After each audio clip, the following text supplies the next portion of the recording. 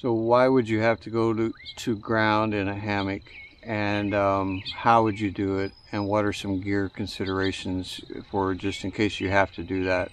That's what we're going to talk about in this video. So my suggestion would be to try out some of these ideas that I'm talking about in this video, and then also try out your own stuff. Get out there in the yard, especially setting up how I'm going to show you how to set up your tarp and hammock and stuff with no trees. Get out in your yard and try that. Try the ways that I'm showing you, and then try, come up with your own ideas and everything. Most time a hammock fails is when somebody gets up in the middle of the night and then they go back to bed. So it's like 2 or 3 o'clock in the morning. They go back to bed. They're tired, they're clumsy, whatever, and they flop down in their hammock. They lay in it wrong. They rip their hammock, and now they're sitting on the ground. So last thing you want in that situation is to be fumbling around trying to figure out what to do, and it's 2 o'clock in the morning. So if you get out there and practice it and look at different ways to do things, and so whenever if you do end up in that situation, yeah, it sucks, but you already have a plan, and you've already got whatever you need, whatever extra equipment or whatever, and your gear is set up to handle it. And so then it just becomes an inconvenience. You're going to miss a few minutes of sleep while you readjust everything, versus not having a plan, not having the gear and everything, and then you're up an hour later fumbling around trying to figure out how to do things. So get out there and practice. Get out there in your yard or wherever and practice all this stuff.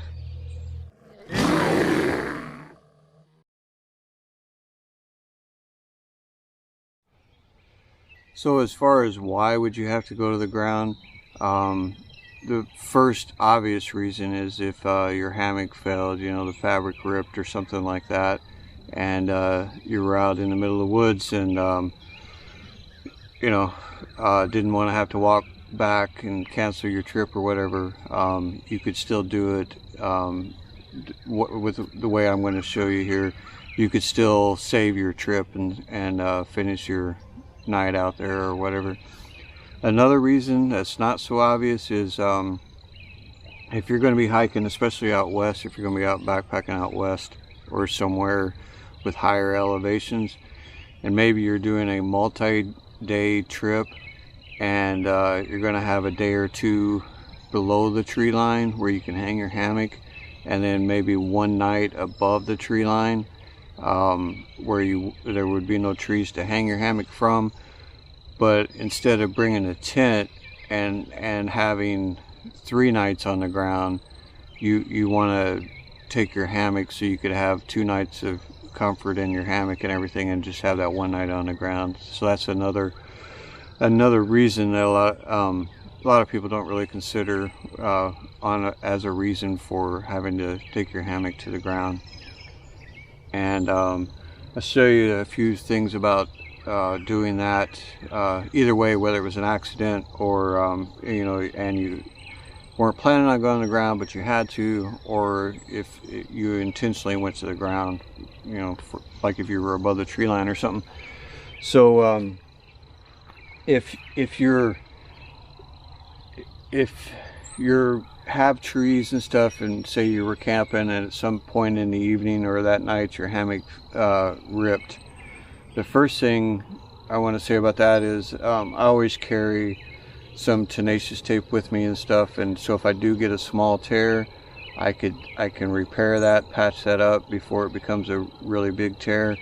So I'm always inspecting my gear before and after each trip, and doing stuff like checking, make sure I don't have anything sticking out of my pockets or anything, and take my shoes off before I get out of the hammock. I do everything I can to try to avoid putting any rips in it, but if I do notice a small tear or something while I'm out on a trip, I have that tenacious tape to repair it, so it might help me avoid doing this.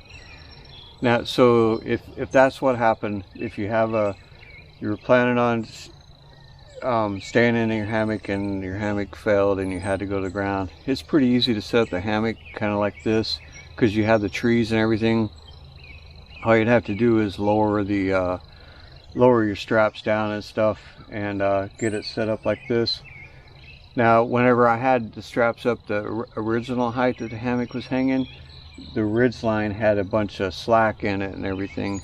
And what I want to do, this is a top cover on my particular one, but just imagine it's a bug net, like on most hammocks. So I want to keep the ridge line and everything tight, because I don't want the bug net laying on my face.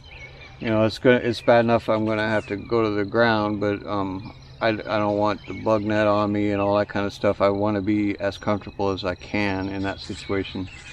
So you could lower your straps and everything, where instead of pulling at an angle, they're pulling more straight, and that'll keep your ridge line tighter and everything. And a couple things like on our hammocks, and this is some of the gear consideration stuff too.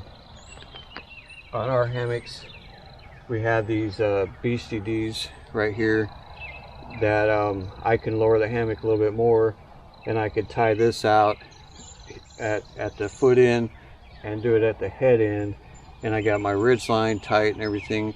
So that'd make a nice little tent. You know, I can move around in there a little bit. The bug net's completely off of me and everything. I can't stake it out right now. The ground is soaked, and so that's why I got this tarp out here, and I don't want to put stakes through my tarp, of course. But you could kind of get the idea. You know, you could pull that out on all four sides, and you know, have a nice little setup for being on the ground. One thing I would do, the one thing as far as gear consideration, is taking a sleeping pad. I've been starting to, the last 6 or 8 months, I've been using a pad instead of an underquilt. And when I first started using a pad, I didn't like them at all. They weren't comfortable. But now, I like my 3/4 length Thermarest pad, it's self-inflating. I just let it inflate, and then I don't add that extra air to really make it tight. So it conforms more with the hammock and is a lot more comfortable. It still keeps me pretty warm, and I got another full-length one for the winter that's insulated and everything. So that I've been really kind of liking the pads, and since I don't use down gear, a synthetic underquilt takes up a lot of room, so the pads help out with that too. And if I ever had to go to the ground, at least I'd have a pad to sleep on. So that's a really big consideration.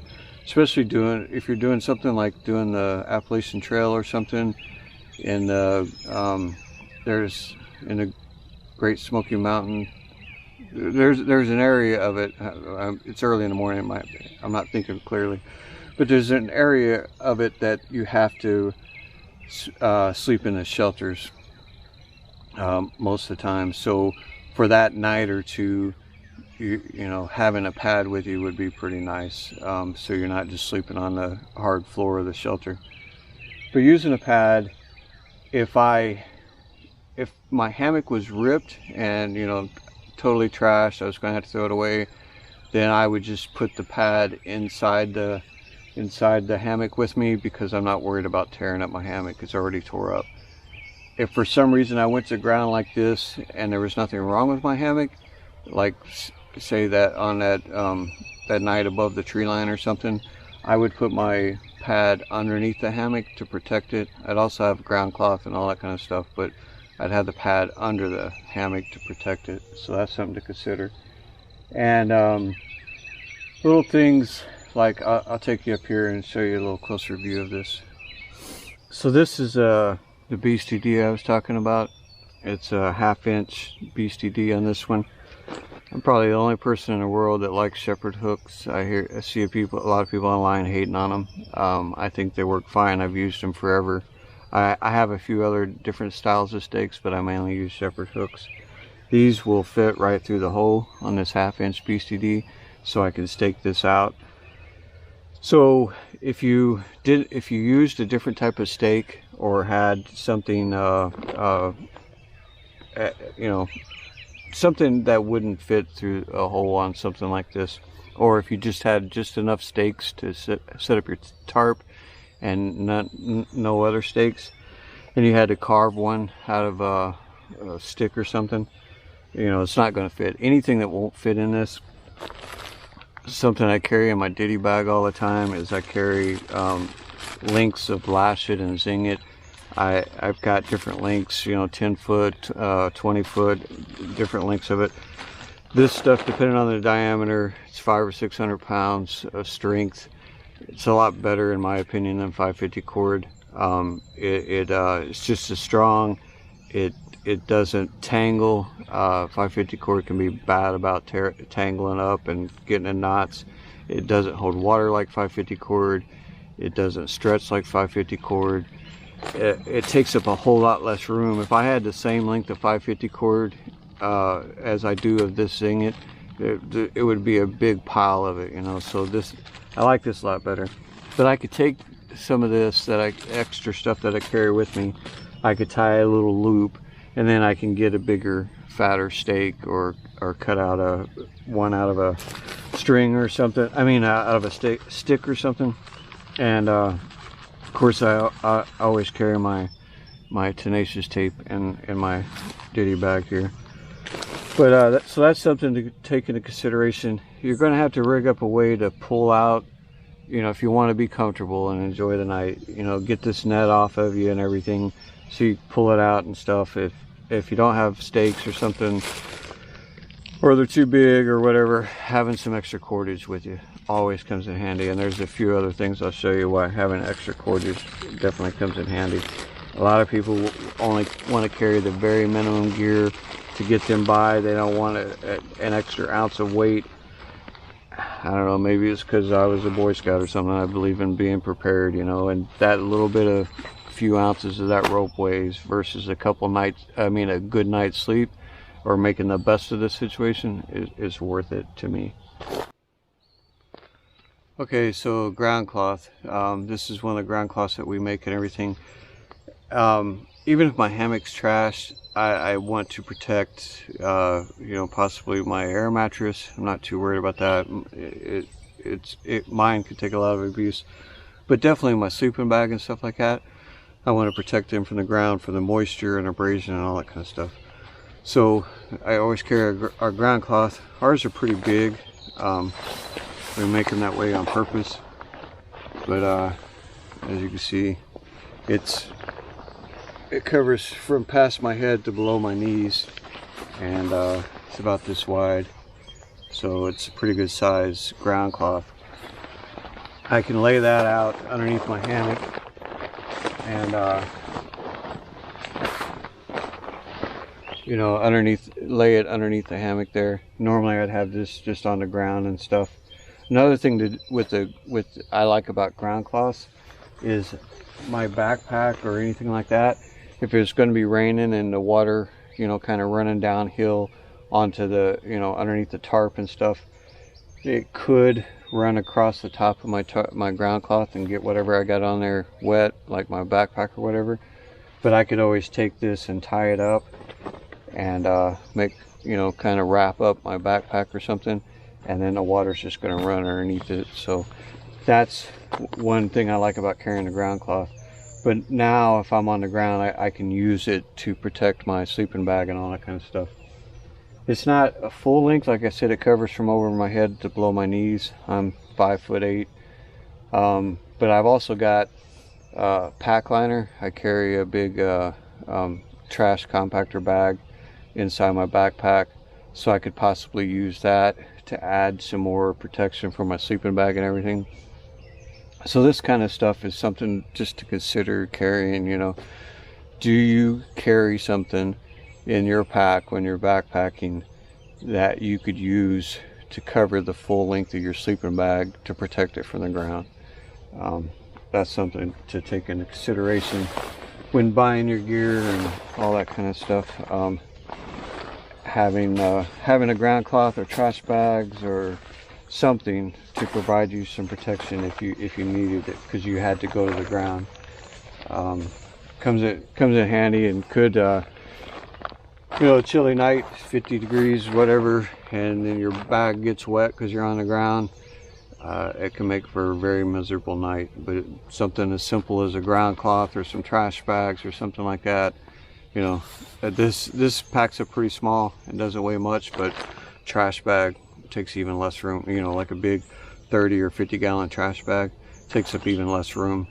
And the nice thing about those too, you could just put your backpack or something inside of that. You know, if you were hanging from your hammock and everything, put it in there and then roll up the top, and now your backpack, even if the water's rushing under your hammock, is still protected. So let's talk about some considerations for the tarp and how to do that. Okay, so this is my setup on my tarp. Right now it's in the snake skin and everything. I figured every time I get out here and start recording, the wind starts blowing. So now that I didn't unroll my tarp, it's nice and calm. So I have a 1-inch BSTD on this tarp, and it's so what to consider about this. If you're hanging from trees and stuff like this and you have to go to the ground, it's no big deal. Just lower your tarp down, easy peasy. You know, there's really nothing to. It would be no different than the setup you had when your hammock failed. You could just lower the tarp down a little bit, no problem. But what if you wanted, you were going to do that multi-day trip and you're going to be above tree line, or maybe you were out backpacking on a couple-day trip and there's a really nice spot out on this open field with a nice view and everything like that, and maybe some of the other guys are with you and they're in tents and they want to camp there, and there's no trees there, but it's a beautiful spot and you don't want to pass it up just because you have a hammock.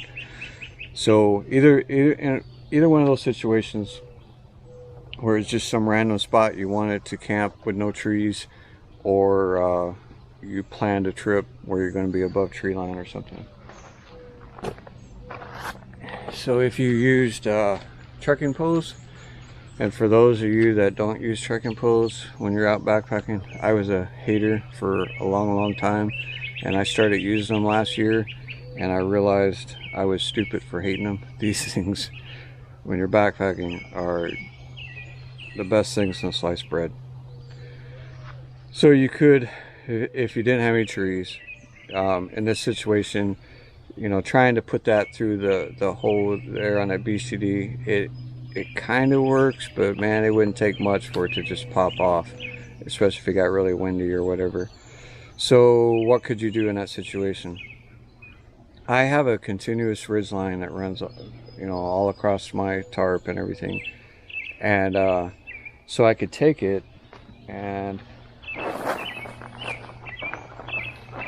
get some cord here. So imagine this is this line here, and if I tried to put this in a pole in this hole here, and then just pulled this line here, just pulled it down and staked it to the ground, might not work that great, especially because of this. BCD is not very big. So what could you do for this? A couple things. When you're ordering your tarp, maybe have a gross gain loop on there instead of a plastic piece or whatever, and then the loop would be big enough, you know, to slide down over the shaft of this tip and everything. That's something to consider. I'm not a fan of the gross gain ribbon. I would rather use these for my regular tarps. If for a bushcrafting tarp or something where you're going to be doing a lot of different setups with it, then yeah, I think I would prefer the gross grain ribbons for the tie-outs. But so for my regular hammock tarps, I like the plastic things. So what I could do is a couple things. I could take this and take a little bit of cord and then just stick it through this hole, and then I could tie a loop onto it, and now the loop will fit completely over the tip of this. Or if I wanted to, I could even do it where it tied over the handle. You know, I can make the loop big enough to slide over the handle and everything. So that would be pretty nice. That way I don't have my handle on the ground. The tip could stick in the ground a little bit and hold better. and that would all be good.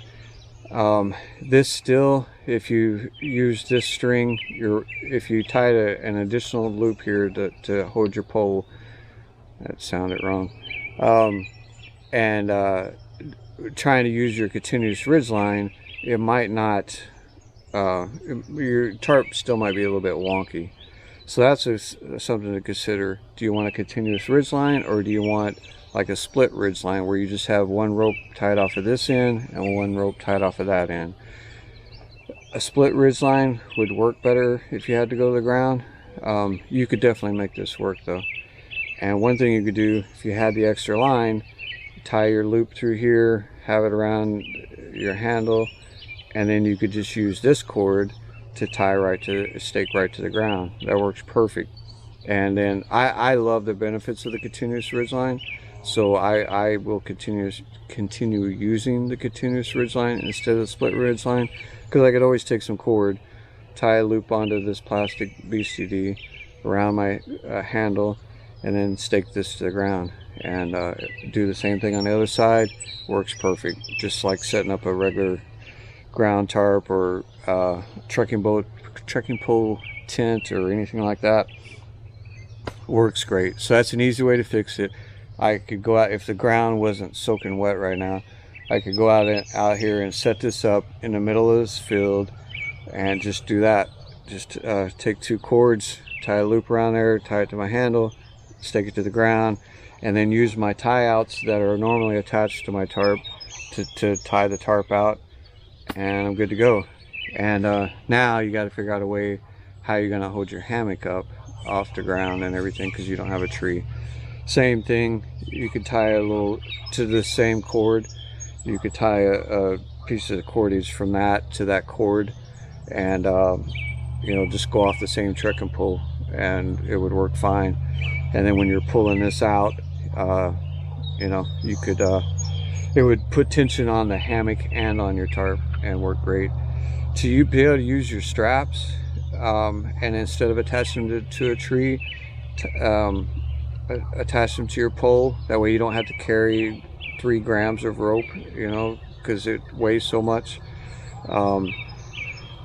You could probably make it work, you know. It's gonna be hard to get it tight and everything. You could definitely, you know, if you're good at improvising, you could figure out a way to kind of wrap this around the pole and all that kind of stuff. You could make it work. I could take the clip off the tree and clip it to this like it was a tree, and then use the same buckle tension to tighten it up. I mean, you could definitely do that. So that's an option. And cordage, if you don't want to carry any extra cordage, what are some options to do something like this? Well, if you got your guy out lines on your tarp, mine stay attached to my tarp all the time. Some people carry them separately and then tie them to the tarp when they set them up. Either way, you're not gonna, if you're on the ground and your tarp is lower, you're not going to need those guy outs to be so long. So if you had to, you could cut some of that length off of that to use, and then because the tarp where your tie outs attached to your tarp, when you're on the ground, they're going to be on the ground. You're not really going to need any guy out lines in that situation, because this would be lower.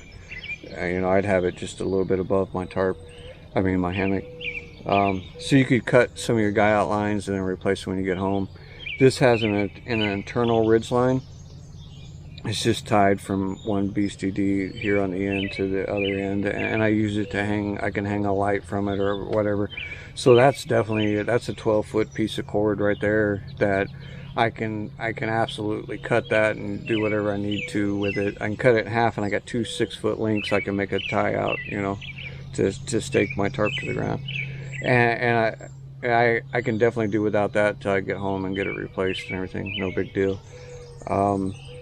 My guy out lines, I make them, most of them are like 4 foot, maybe 6 foot long. My guy out lines are really huge. They're 10 foot or 12 foot long. I can't remember right now. But the reason I do that is down here in the Shawnee National Forest, lots of really steep hills and everything like that. And camping on a steep hillside is nice for a couple reasons. For stealth camping, there's a lot less chance of a random person coming through the woods and coming across you. I keep saying things that don't sound right this morning.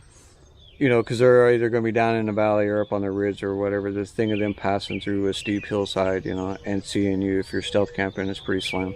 But the biggest thing is the brutal winter, you know, winter storm and all the wind and everything. If you're camping up on a ridge line, you're exposed to all that. If you camp way down in the valley where the ground level's off some, now you got all that cool air that's sinking down and settling down in there, and a lot more condensation and all that kind of stuff. So if you get up on the hillside, you're protected from that, and protected from the winds, protected from that cold air down at the bottom. So when you're sleeping on a steep bank, you know, and you're sleeping here, the tie outs for my tarp, you know, really short or on the uphill side, but on the downhill side, having those 10 or 12 foot guy out lines, that comes in handy in those situations. And it doesn't take much of a steep hill to need that extra length. So my guy out lines, if I needed extra cordage, in most situations I could cut some of that off. You know, heck, a 10 or 12 foot line, if I only need 4 foot to use my hammock, I got a lot of extra line there if I need it. But I always carry extra lengths of this cord in my ditty bag, as you saw earlier. That way I don't have to mess up my tarp. But I think that's it. Just some gear considerations. How your tarp is set up with your ridge line. Does it have a gross gain loop, or does it have some kind of plastic device or something? You know, just take that in mind with the gear you have or the gear that you buy in the future. Will it do everything that you need it to do? If you had to go to the ground, is it easy to set up? If you had to set up on the steep hillside, is it going to work? If you had to, you know, whatever awkward situation you might run across, is the way that tarp is made, including the ridge line that you use and everything, will it work for any situation? Because I used to carry a lot of stuff. When I said, you know, about being a Boy Scout and being prepared, I used to carry everything.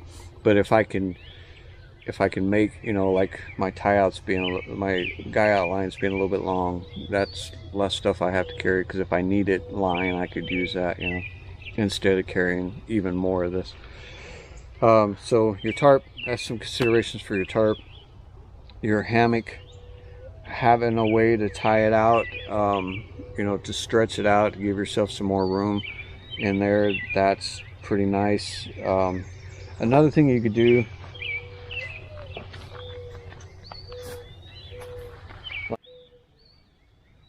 our hammocks have those Beastie D's on there, which are great to pull it out if you know, to stretch it out if you're sleeping on the ground, to get that net off of you and everything.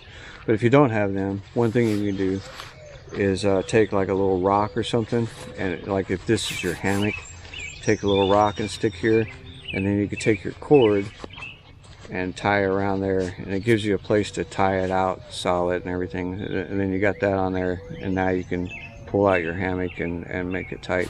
You could use a small rock, a quarter or nickel or something. If you got, you know, most people don't have change with them when they're out backpacking, but any little random thing you put in there, and then now you could tie a loop around your around that rock or whatever it is, get it good and tight, and then that allows you to pull out, give you something to tie onto to pull your hammock out on both sides. So that's it. I think just consider, you know, when you're buying your gear, in my opinion, if you're car camping and stuff, it's a lot more forgiving, because worst case scenario, you can just get in the car and sleep, or you can just get in the car and go home. But if you're out backpacking and you're, you know, miles and miles away from anything, and your hammock fails at 2 o'clock in the morning because you got out to use the bathroom, and then jumped back in there and tore a hole in it. You know, having a way to improvise to make it through the night, you know, is pretty nice. So take all that good stuff when you're buying gear, whether it's hammocks, hammocks or tarps or tents or backpacks or trekking poles or clothes or whatever you're buying. Just try to take into consideration, you know, all the different situations you can get into, and is that gear going to work in any situation? Is it gear that is easily adaptable and all that kind of stuff? That's one of the reasons why we put those tie outs on there, those BCDs I was showing you. They're designed so that you can, while you're laying in a hammock, you can stretch the hammock out. We got shot cord that holds them out there, and you could stretch the hammock out and, you know, get a little bit more room. I don't like them personally, because when you have your tarp down, and then if you got those 4 lines coming off there, now it's just stuff to trip over and all that kind of stuff. It's nice on a really windy day when your hammock's just getting trashed around, you know. So I do use them sometimes. There are some situations, but one of the biggest advantages I think in having those BCDs there is you can use it for that, what it was designed for, but you could also use it for this, to stretch out your hammock if you had to go on the ground. So all those things, look at the little details of the gear you're buying, or if you're considering having something made or whatever, to adapt to be able to adapt to any situation. You know, it sucks if you're out hammock camping and you got this great spot, once in a lifetime, beautiful sunrise you're going to see the next morning and everything, but you can't camp there because you got a hammock and there's no trees. Yeah, you can. You know, if you can adapt your gear to it, you can do it. So that's it. I appreciate you watching, and I'll see you on the next video.